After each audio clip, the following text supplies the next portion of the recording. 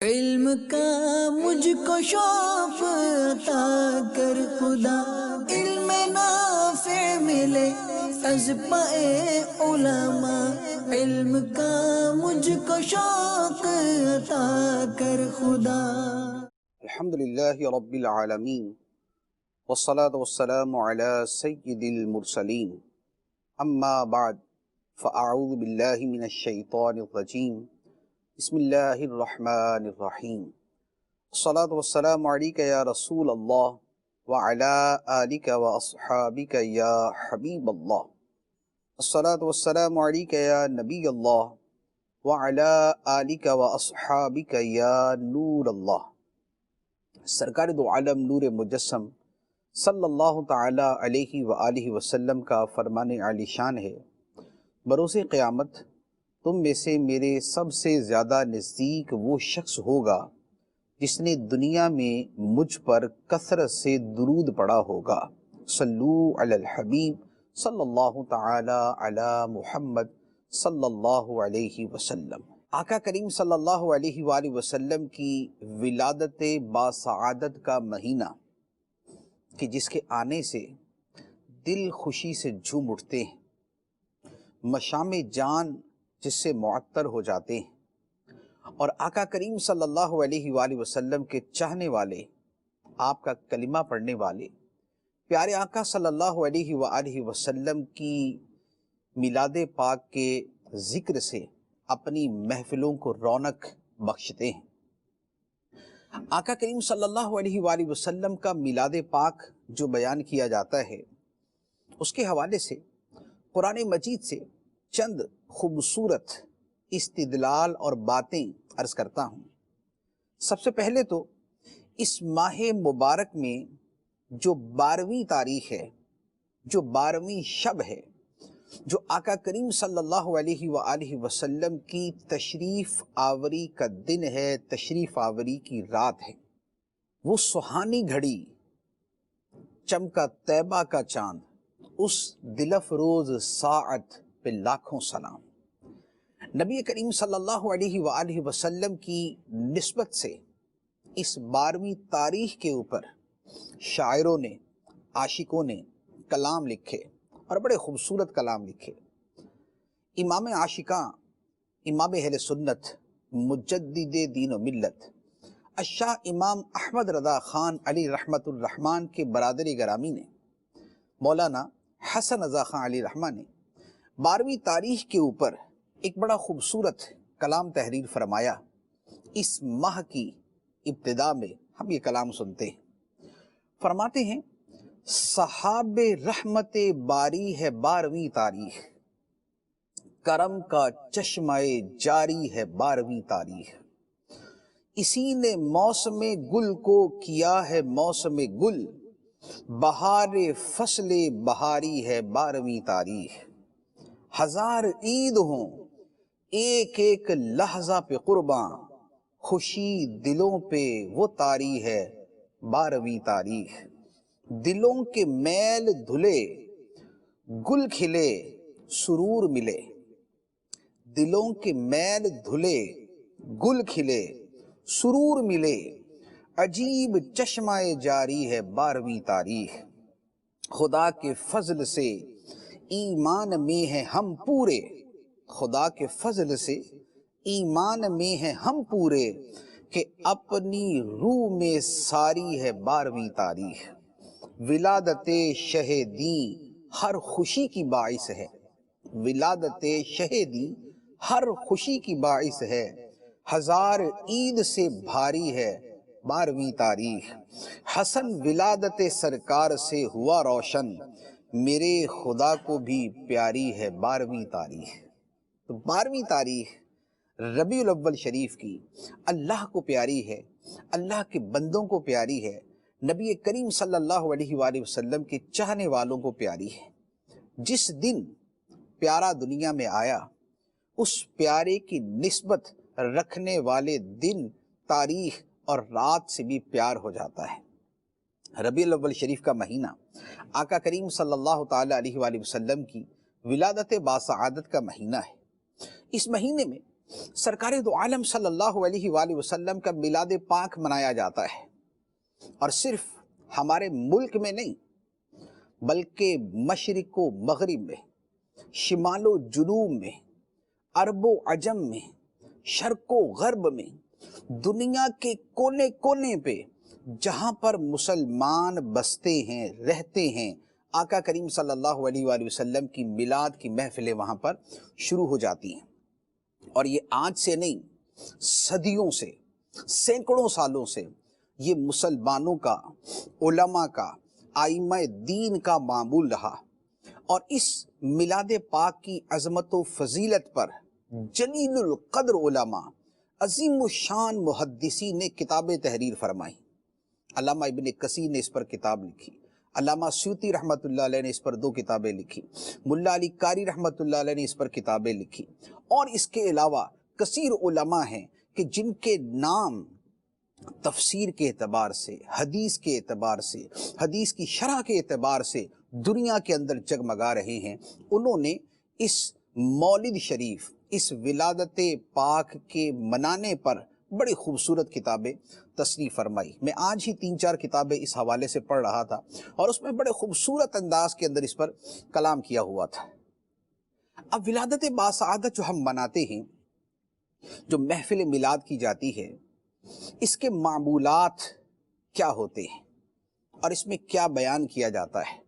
اگر ہم غور کریں تو چند ایک چیزیں تو وہ ہیں کہ جس کا تعلق انتظام کے ساتھ ہے، اہتمام کے ساتھ ہے، کہ خوبصورت محفل سجائی جاتی ہے، عطر کا اہتمام کیا جاتا ہے، شیرینی تقسیم کی جاتی ہے، لوگ ادب اور تعظیم کے ساتھ بیٹھتے ہیں۔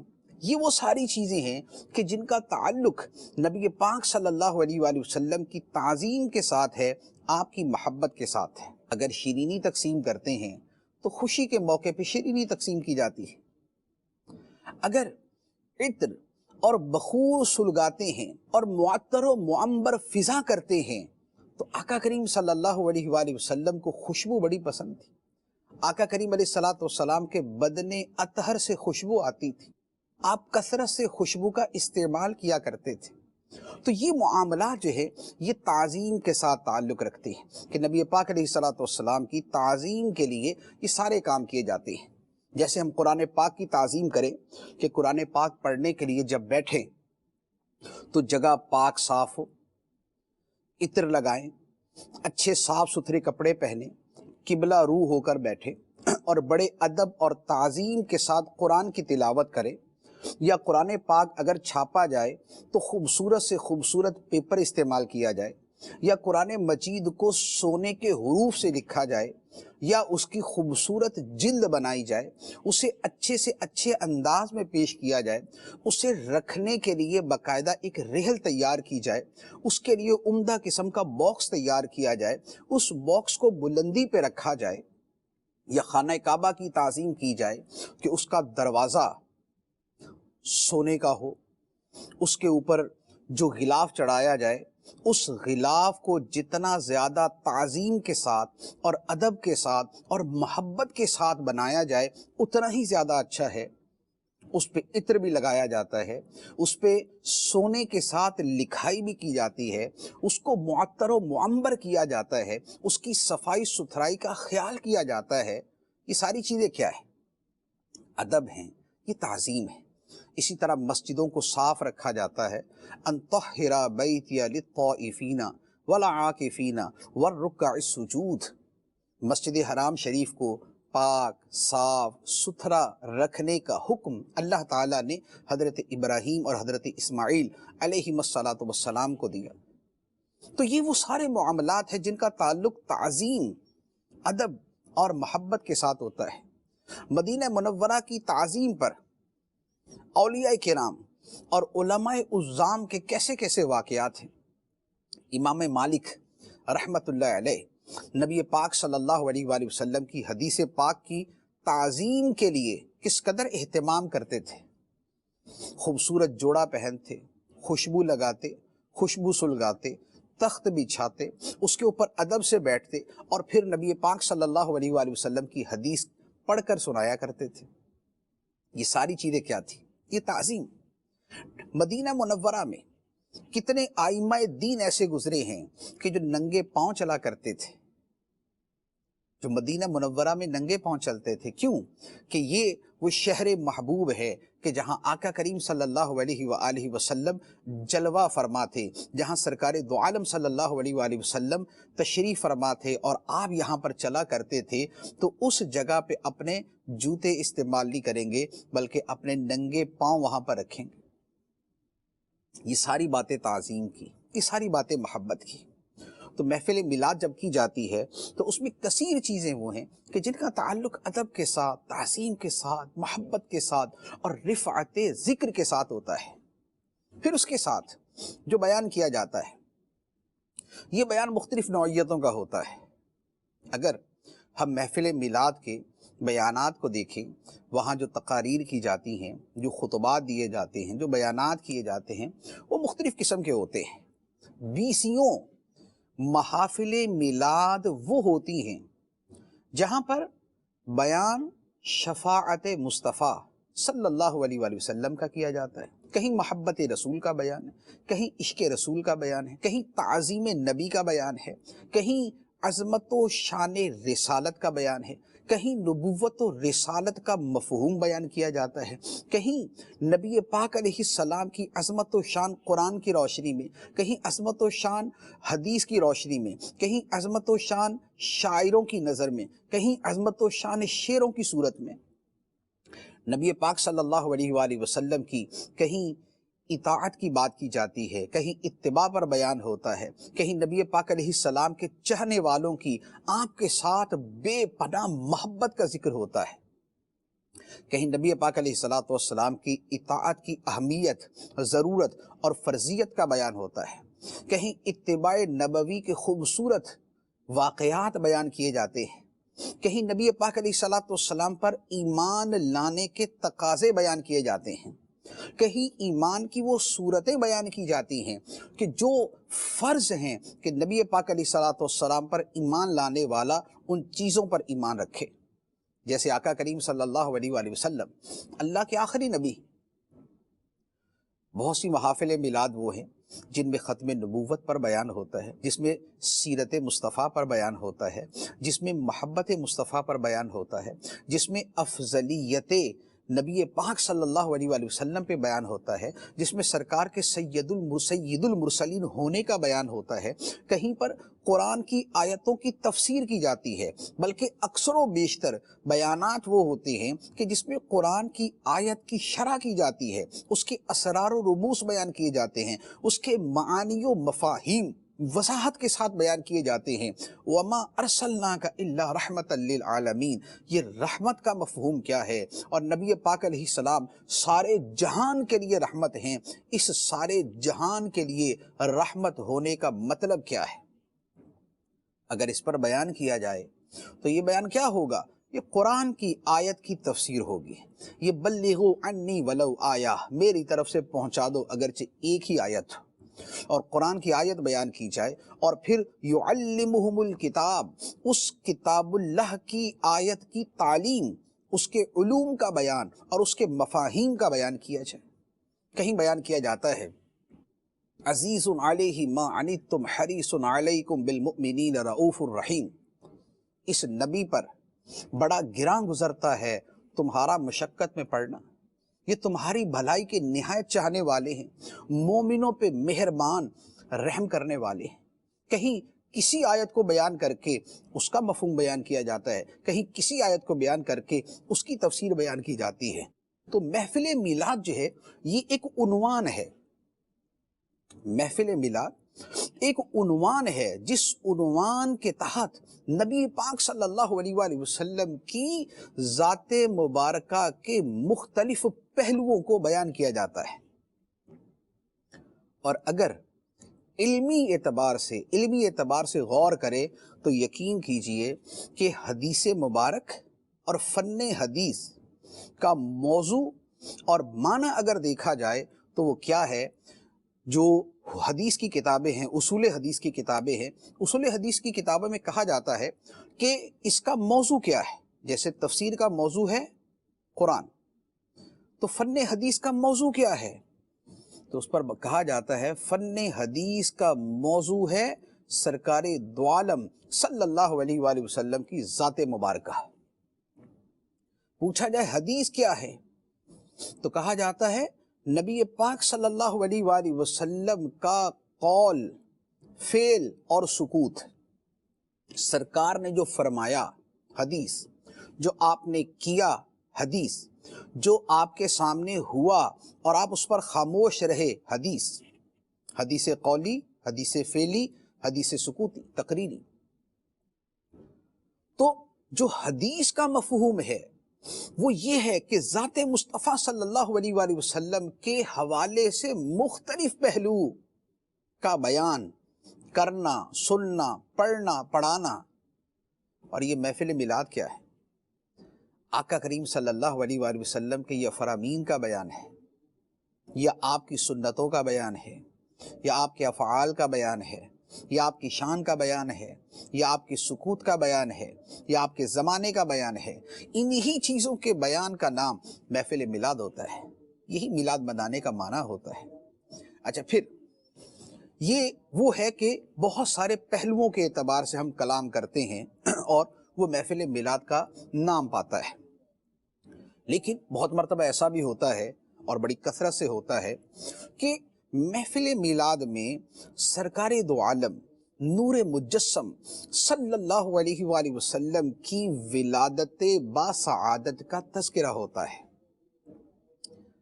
آپ جب دنیا میں تشریف لائے اس کے متعلقات کا بیان ہوتا ہے۔ متعلقات کیا؟ کہ سرکار دو عالم صلی اللہ علیہ وآلہ وسلم جس وقت دنیا میں تشریف لائے، آپ کے آنے سے پہلے کے حالات کیا تھے؟ آپ کے آنے سے پہلے کے حالات کیا تھے؟ بادشاہوں کے حالات کیا تھے؟ لوگوں کے حالات کیا تھے؟ لوگوں میں خوبیاں کیا تھی؟ خامیاں کیا تھی؟ زمانہ کیسا چل رہا تھا؟ لوگوں کے اندر ظلم یا عدل کس انداز کا جاری تھا؟ اور پھر جب سرکار دو عالم صلی اللہ علیہ وآلہ وسلم تشریف لائے تو آپ کی تشریف آوری کے وقت کن واقعات کا ظہور ہوا؟ پھر نبی پاک علیہ الصلوۃ والسلام کے رضاعت، آپ کے دودھ پینے کا تذکرہ، آپ کا حضرت حلیمہ سعدیہ رضی اللہ تعالی عنہا کے پاس جانا، آپ کے اس بچپن مبارک کا تذکرہ، آپ کا وہ پرورش پانا، یہ جو واقعات ولادت کے قبل، بعد اور اس وقت کے ہیں، ان کے بیان کا نام خالصتاً میلاد کا بیان ہوتا ہے۔ جو شاعروں نے شعر کے اندر بیان کیا، جو نثر نگاروں نے نثر میں لکھا، جو محدثین نے اپنی کتابوں میں بیان کیا، جو حدیث کی کتابوں کے اندر جس کا تذکرہ کیا گیا، اب اس کا بیان کرنا کیسا ہے؟ میلاد کے سابق اور بعد اور وقت کے احوال کا بیان کرنا کیسا ہے؟ تو آئیے ذرا قرآن پاک دیکھتے ہیں۔ قرآن پاک کا مطالعہ کرتے ہیں تو پتہ چلتا ہے کہ ان چیزوں کا بیان کرنا یہ خدا کا طریقہ ہے، یہ خدا کا طریقہ ہے۔ اللہ کے نبی کی تشریف آوری، ولادت سے پہلے کے احوال، ولادت کے بعد کے احوال، ولادت کے وقت کے احوال، یہ ان کا بیان کرنا یہ اللہ کا طریقہ ہے، اور قرآن کے اندر اللہ تعالیٰ نے اس کو تفصیل کے ساتھ بیان فرمایا ہے۔ نبی پاک علیہ الصلوۃ والسلام کی ولادت باسعادت پر ہم جو کلام کرتے ہیں، آپ کسی ایک محفل میلاد کو اپنے ذہن میں رکھیں کہ مثلا میلاد کا بیان شروع ہوا اور بیان کے شروع کے اندر بات یہ شروع ہوئی کہ نبی پاک صلی اللہ علیہ وآلہ وسلم کی تشریف آوری سے پہلے اہل عرب گمراہی میں پڑے ہوئے تھے، بتوں کی پوجا کرتے تھے، قتل و غارت گری ان کے اندر عام تھی، چھوٹی چھوٹی باتوں پر قبیلوں میں لڑائی ہوتی تھی اور یہ لڑائی برسوں جاری رہتی تھی، اپنے سرداری کا نظام تھا، اور ایک ان کے اندر انانیت اور تعصب اور فخر اور غرور ان کے اندر پایا جاتا تھا۔ حالات عجیب و غریب قسم کے تھے۔ پھر ان حالات میں اللہ تعالیٰ کے پیارے حبیب صلی اللہ علیہ وآلہ وسلم تشریف لائے۔ آپ کے والد ماجد کا نکاح کیسے ہوا؟ آپ جب اپنے والد گرامی کی پشت اطہر سے شکم مادر میں تشریف لائے تو اس وقت کے واقعات کیا ہوئے، جب آپ کی ولادت با سعادت ہوئی اس وقت کن انوار کا ظہور ہوا اور کن بشارتوں کا ظہور ہوا، کیا کیا واقعات پیش آئے۔ پھر سرکار دو عالم صلی اللہ علیہ وآلہ وسلم کی پیدائش کے بعد جو بچوں کو پالنے والی خواتین تھی وہ آئیں، ان میں حضرت حلیمہ سعدیہ تھی، وہ سرکار کو اپنے ساتھ لے کر گئی، دودھ پلانے کا عمل ہوا۔ یہ وہ سارا واقعہ ہے کہ جسے میلاد شریف کی محفل میں بنیادی طور پر بطور خاص جو ولادت کی شب ہوتی ہے اس میں بیان کیا جاتا ہے۔ اب اس پورے سینیریو کو اور اس پورے واقعے کو آپ سامنے رکھ کے اب میں چند جگہ سے قرآن پاک کی آیتوں کا ترجمہ، ڈائریکٹ ترجمہ کرتا ہوں، اور اس میں دیکھیے کہ کیا یہی میلاد، کیا یہی باتیں، کیا یہی احوال، کیا یہی زمانے کی صورت یہ اللہ تعالیٰ قرآن پاک میں دیگر نبیوں کے حوالے سے بیان نہیں فرما رہا۔ آدم علیہ السلام کا واقعہ تو ہم سب کو پتہ ہے کہ قرآن پاک کے اندر کتنی مرتبہ فرمایا گیا کہ اللہ تعالیٰ نے فرشتوں سے فرمایا وَإِذْ قَالَ رَبُّكَ لِلْمَلَائِكَةِ إِنِّي جَاعِلٌ فِي الْأَرْضِ خَلِيفَةً، اور یاد کرو جب تیرے رب نے فرشتوں سے فرمایا میں زمین میں ایک نائب خلیفہ بنانے والا ہوں۔ فرشتوں نے کہا یا اللہ تو زمین میں ایسے کو نائب بنائے گا، ایسے کو پیدا کرے گا جو زمین میں فساد برپا کرے گا، جو خون بہائے گا۔ اللہ تعالیٰ نے فرمایا جو میں جانتا ہوں وہ تم نہیں جانتے۔ کہیں قرآن پاک کے اندر اسی کو دوسرے انداز کے اندر بیان فرمایا فَإِذَا سَوَّيْتُهُ وَنَفَخْتُ فِيهِ مِن رُوحِي، کہ جب میں اسے ٹھیک بنا لوں اور اس میں اپنی طرف سے خاص روح پھونک دوں فَقَعُوا لَهُ سَاجِدِينَ، تو اے فرشتوں تم نے اس کے سامنے سجدے میں گر جانا ہے۔ یہ کیا ہے؟ یہ ولادت سے پہلے کی باتیں اللہ تعالیٰ فرشتوں سے فرما رہے ہیں۔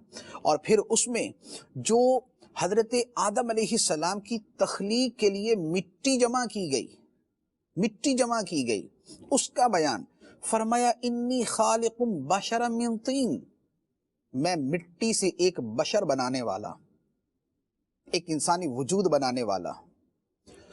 جب میں اس کو ٹھیک بنا لوں، اس کی تخلیق کے مرحلے پورے ہو جائیں اور پھر اس میں اپنی طرف سے ایک خاص روح پھونک دوں تو اے فرشتوں تم نے اس کے سامنے سجدے میں گر جانا ہے۔ اب پیدائش ہوئی، حضرت آدم علیہ السلام عدم سے وجود میں آئے، روح پھونکی گئی۔ اب کیا ہوا؟ اللہ تعالیٰ فرماتا ہے فَسَجَدَ الْمَلَائِكَةُ كُلُّهُمْ أَجْمَعُونَ، سارے کے سارے فرشتوں نے سجدہ کیا الا ابلیس، سوائے ابلیس کے، استکبرا، تکبر کیا، وَكَانَ مِنَ الْكَافِرِينَ، اور تھا ہی کافروں میں سے۔ اب کیا ہوا؟ اللہ تعالیٰ فرماتا ہے، اب یہ آدم علیہ السلام کی پیدائش کے بعد کے واقعات۔ اب اللہ تعالیٰ فرماتا ہے اے ابلیس تجھے کس نے منع کیا سجدہ کرنے سے آدم کو، جسے میں نے اپنے ہاتھ سے بنایا، اپنے دست قدرت سے بنایا؟ تو اس نے کہا انا خیر منہ، میں اس سے بہتر ہوں، میں آدم سے بہتر ہوں۔ خلقتنی من نار وخلقتہ من طین، اے اللہ تو نے مجھے آگ سے بنایا، اسے مٹی سے بنایا، لہذا میں اس سے بہتر ہوں۔ اللہ تعالیٰ نے فرمایا فخرج منہا، نکل جا یہاں سے، نکل جا یہاں سے، فإنک رجیم، بے شک تو مردود ہے۔ خدا کے حکم پہ اس کے نبی کی تعظیم نہیں کرتے، خدا کے حکم پہ اس کے نبی کے سامنے نہیں جھکتا، خدا کے حکم پہ اپنی کیا سرائیاں کرتا ہے اور اپنی طرف سے جواز پیش کرتا ہے۔ حکم پر عمل ہوتا ہے، آگے سے عذر تراشیاں اور ہیلے بازیاں نہیں ہوتی۔ اب آدم علیہ السلام کا جو واقعہ ہے اس میں کیا ہوا؟ آدم علیہ السلام کی پیدائش سے پہلے اللہ تعالیٰ نے فرشتوں سے کیا گفتگو فرمائی، اور جب آدم علیہ السلام کی تخلیق کی مٹی کیسے جمع کی گئی اور اس مٹی کو کن مراحل سے گزارا گیا۔ قرآن پاک میں ان مراحل کا بھی تذکرہ ہے کہ پہلے وہ مٹی تھی، پھر وہ پانی ملی ہوئی مٹی ہوئی، پھر وہ تھوڑی سی خشک ہو گئی اور اس میں ایک اسمیل آنا شروع ہوئی، کھنکھناتی بجتی ہوئی مٹی بنی، اور اس کے بعد پھر اس سے حضرت آدم علیہ السلام کا پتلا تیار ہوا، اس میں روح پھونکی گئی، روح پھونکنے کے بعد ان میں زندگی ڈال دی گئی، یعنی روح پھونکی اور روح سے ان کے اندر زندگی پیدا ہو گئی۔ یہ سارا ولادت کا واقعہ چل رہا ہے، کیونکہ ان کی ولادت ایسے ہوئی تھی، ان کی تخلیق ایسے ہوئی تھی، تو ولادت کا واقعہ۔ اب پیدا ہو گئے، اب اس کے بعد کا واقعہ، ایک واقعہ شیطان کے ساتھ پیش آیا کہ شیطان کو سجدے کا کہا، ایک واقعہ فرشتوں کے ساتھ پیش آیا کہ اللہ تعالیٰ نے آدم علیہ السلام کو علوم عطا فرمائے، جیسے ہم کہتے ہیں نا کہ آقا کریم علیہ السلام پیدا ہوئے، پیدا ہوتے سجدہ کیا، امت کی بخشش کی دعائیں کی۔ آدم علیہ السلام کی پیدائش کے بعد کا واقعہ یہ تھا کہ اللہ تعالیٰ نے ان کو علم الاسماء عطا فرمائے، وَعَلَّمَ آدَمَ الْأَسْمَاءَ كُلَّهَا، آدم کو تمام چیزوں کے نام سکھا دیے، سب نام سکھا دیے۔ پھر فرشتوں سے فرمایا کہ اے فرشتوں ان چیزوں کے نام بتاؤ، فرشتوں نے کہا ہمیں تو نہیں پتا۔ اللہ تعالیٰ نے آدم علیہ السلام کو فرمایا آدم تم بتاؤ، آدم علیہ السلام نے سارے نام بتا دیے۔ اب اللہ تعالیٰ نے فرمایا فرشتوں میں نے تم سے کہا تھا کہ جو میں جانتا ہوں وہ تم نہیں جانتے، اب ان کو سجدہ کرو۔ فرشتوں نے سجدہ کیا۔ اب یہ جو سارا واقعہ ہے یہ اسی میلاد آدم کا واقعہ ہے، یہ حضرت آدم علیہ السلام کا میلاد ہے جو قرآن کے اندر بیان کیا جا رہا ہے۔ اب اگر تخلیق آدم پہ بیان کرنا ہو کہ آدم علیہ السلام کی تخلیق کے اوپر ذرا ایک تقریر کر دی جائے، لوگوں کو جمع کر لیا جائے، تو کیا یہ میلاد آدم نہیں ہوگا؟ کیا یہ محفل میلاد آدم علیہ السلام نہیں ہوگی؟ اور کیا یہ ساری قرآن کی آیتوں سے نہیں ہوگی؟ اور اسی کا نام تو محفل میلاد ہے، اسی کو نبی پاک صلی اللہ علیہ وآلہ وسلم کے حوالے سے بیان کیا جاتا ہے۔ ایک اور میلاد کا تذکرہ جو اس سے بھی زیادہ تفصیل کے ساتھ ہے، اچھا اس کی میں آیتوں کا ترجمہ بالترتیب پڑھتا جاؤں گا، آیات جو ہے وہ اس کی جگہ اس کا ترجمہ پڑھتا جاؤں گا، اور اس میں صرف اس چیز پہ نظر رکھیے گا کہ یہ کیا میلاد کا اور محفل میلاد کا پورا بیان قرآن کے اندر نہیں ہے۔ میلاد کس کا؟ حضرت موسیٰ علیہ السلام کا، اور سورت ہے سورت القصص، سورت القصص، آیت نمبر 3 سے لے کر آیت نمبر 13 تک، 3 سے لے کر 13 تک کا ترجمہ۔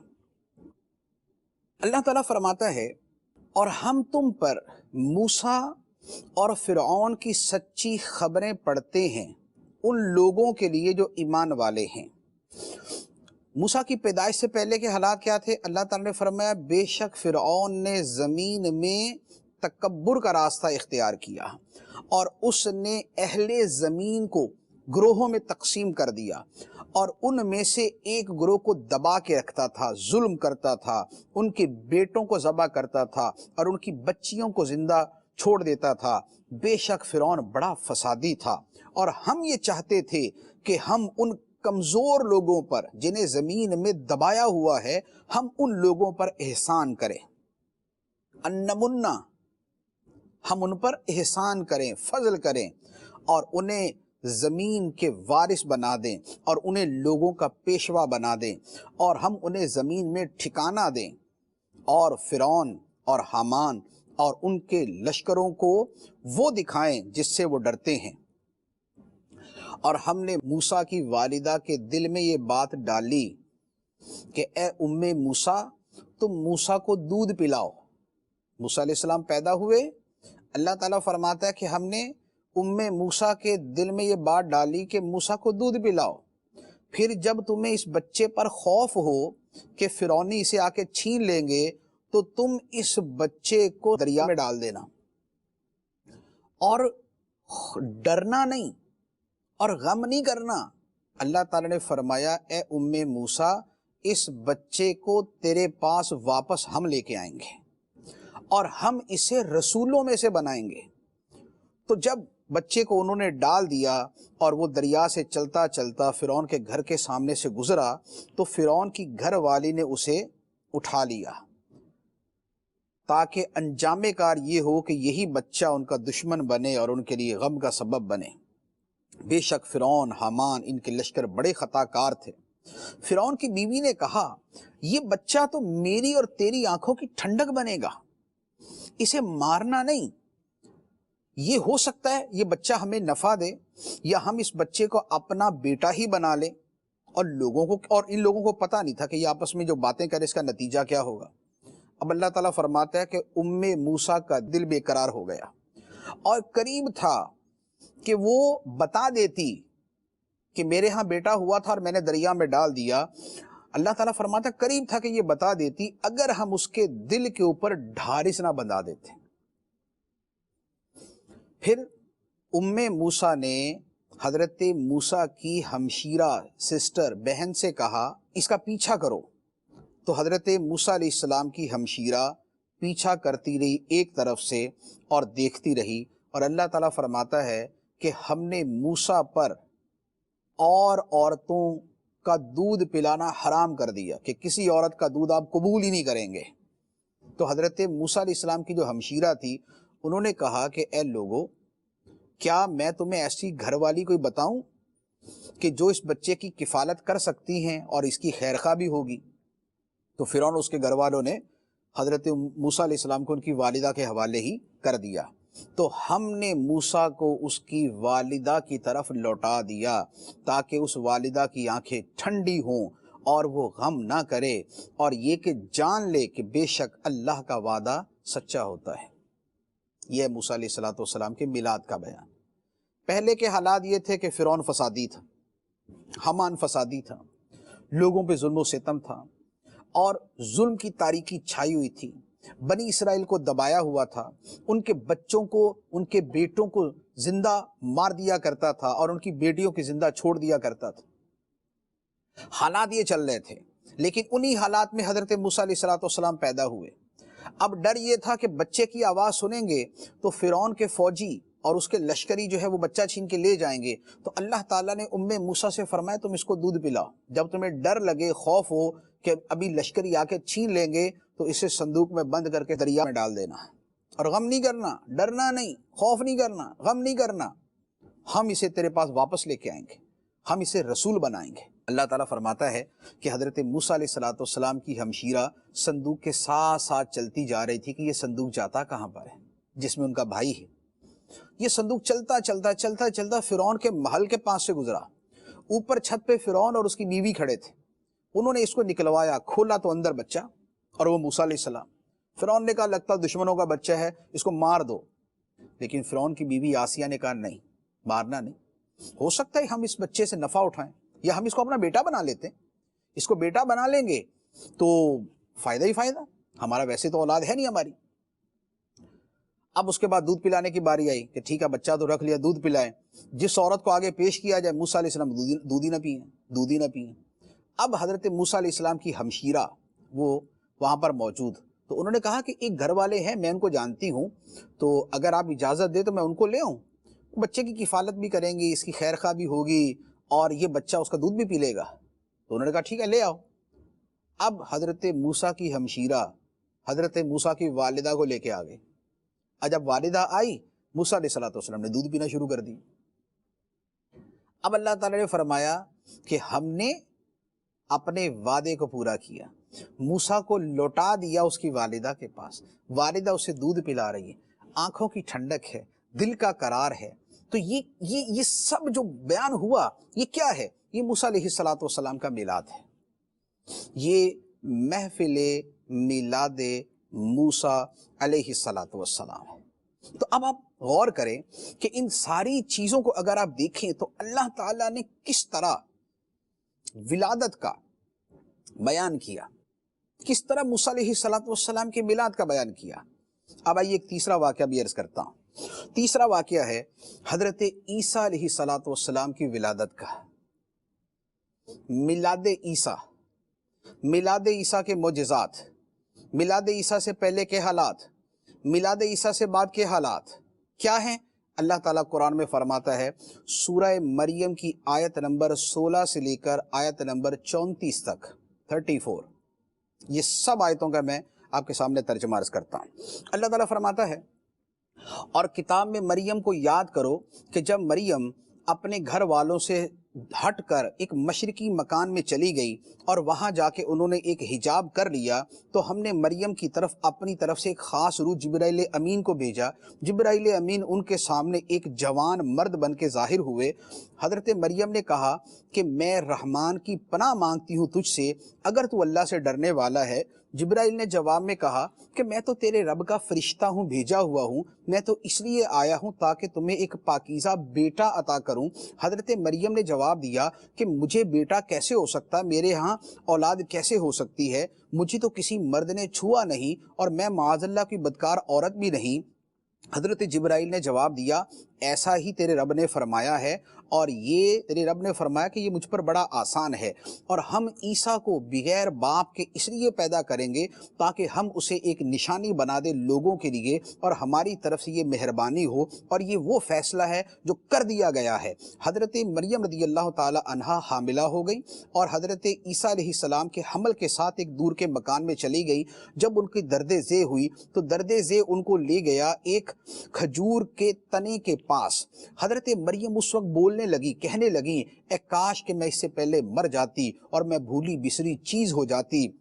تو جبرائیل نے ان کو نیچے سے ندا کی کہ اے مریم غم نہ کر، تیرے نیچے اللہ تعالیٰ ایک ندی کو جاری کر دے گا، اور جس درخت کے پاس تو بیٹھی ہے اس کے تنے کو ہلا، تیرے اوپر تر کھجوریں گریں گی، تو کھا اور پی اور آنکھیں ٹھنڈی کر، اور تجھے اگر کوئی بندہ نظر آئے تو اسے کہہ دینا میں نے رحمان کے لیے روزہ رکھا ہے، میں ہرگز آج کلام نہیں کروں گی کسی انسان سے۔